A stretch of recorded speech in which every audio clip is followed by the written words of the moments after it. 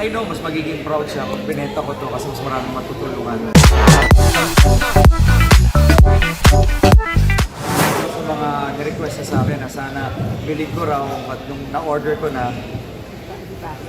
sadly, he passed away. At inisip ko kung i-keep ko for sentimental purposes o ibibenta ko.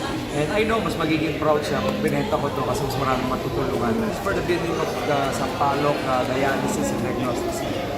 So, yun nga, yung tatay ko, before he died, dinadialysis din talaga siya. Sabi na ng kotse?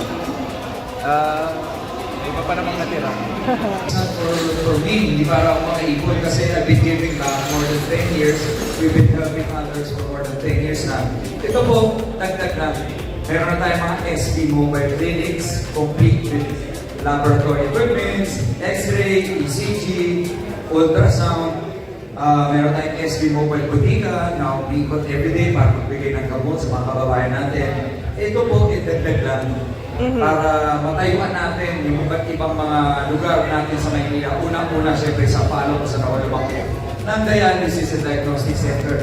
Para libre, ulitin ko po, libre pagkamot, pagpa-check up, pagpa-laboratory ng mga kababayan ko sa Maynila. Pinili ko to kasi tuwing umiikot po ako sa iba't ibang lugar sa Maynila, sa ibang lugar kahit sa hindi sa Maynila. Ang laging bulong sa akin ay pampa-x-ray, pampa-laboratory, pampa-check up, pampa-hospital, pampa-gamot, pampa-dialysis. Ito naman yung lagi natin hinihiling. Dito nang galing out of thin air. This came from people asking help. Every day po yan sa mga social media ko, sa mga messages sa amin, sa opisina mo natin. Yan lang po lagi hinihiling. Tulong sa pangkalusugan. Kasi paano nila tutulungan sa sarili nila kung may sakit sila.